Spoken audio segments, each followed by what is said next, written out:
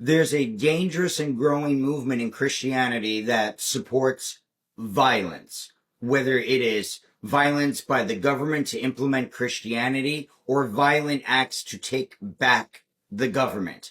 I never thought in my lifetime I'd be seeing the word God and guns used in the same sentence, let alone on flags before. I've heard these people talk. I've seen them and I've debated them, and they believe and they are twisting scriptures to say that Jesus justifies violence, and that is their responsibility as Christians to defend themselves with violence, and they consider it self-defense. This is really dangerous stuff, and I urge you to watch my video about it. It is a twisting of everything that Jesus Christ stands for and the scriptures. There is no such thing as Jesus being violent or condoning violence, or God and violence. It is that simple. That is not Jesus Christ. We strongly believe in the Second Amendment. People have the right to bear arms, and in God's kingdom, you have to protect that. You have to protect, against evil. So showing the rod of iron, which represents, for our church, is the AR-15. And it represents that you can protect against evil with that rod of iron, in a sense.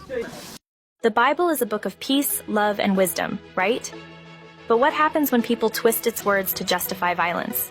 Wars have been fought, governments have been overthrown, and innocent lives have been lost, all in the name of verses taken out of context. Today, we're looking at how some Christians misuse the Bible to justify violence, rebellion, and even acts of terror, and why that's completely wrong. Let's start with one of the most misquoted verses of all time, Matthew 10:34, where Jesus says, "Do not suppose that I have come to bring peace to the earth. I did not come to bring peace, but a sword." On the surface, this sounds like Jesus is calling for violence, right? But here's the problem. He's not talking about war or rebellion. The sword Jesus refers to is division, not a call to arms. In the next verses, he explains that following him will cause conflict, even within families. And let's not forget, when Peter actually used a real sword, what did Jesus do? He stopped him and healed the injured man. Matthew 26:52. So if Jesus told his own followers not to fight, how can anyone claim he wanted a holy war? Now this one is a favorite for those who want to claim Jesus told his followers to arm themselves. In Luke 22:36, Jesus says, "If you don't have a sword, sell your cloak and buy one." Seems pretty straightforward, right? But if you actually keep reading, just 2 verses later, Jesus' disciples say, "We have 2 swords."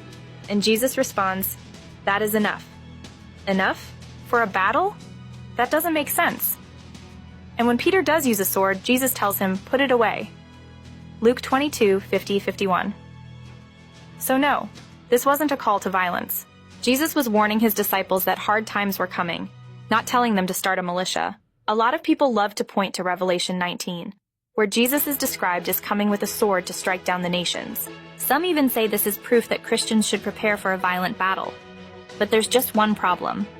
The sword in this passage isn't even a weapon. It's coming out of Jesus' mouth. That means it's a symbol of his words, his judgment, not physical warfare. The early Christians didn't rise up against the Roman Empire. They were persecuted, tortured, and killed, but they never fought back. If Revelation was calling for violence, the first Christians would have started an uprising. They didn't. Now what about the argument that Christians must obey God rather than men? Acts 5:29. Some claim this verse gives believers the right to rebel against the government, sometimes violently. But when Peter and the apostles said this, did they grab weapons? Did they call for an uprising? No.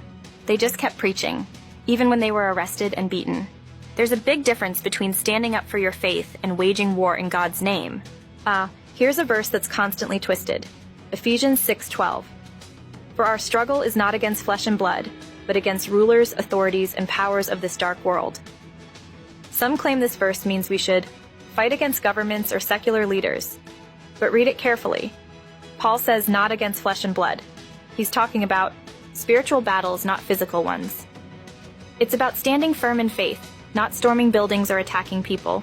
The Bible has been used to justify some of history's worst atrocities: wars, persecution, even terrorism. But when we actually read the context, we see that Jesus and his followers rejected violence. They didn't fight with swords, they fought with love, truth, and faith. So next time someone throws a Bible verse at you to justify violence, ask yourself, is that really what Jesus meant? Let me know in the comments. Have you ever seen someone misuse the Bible this way? And if you found this video helpful, hit that like button and subscribe for more deep dives into how Scripture gets twisted. See you next time.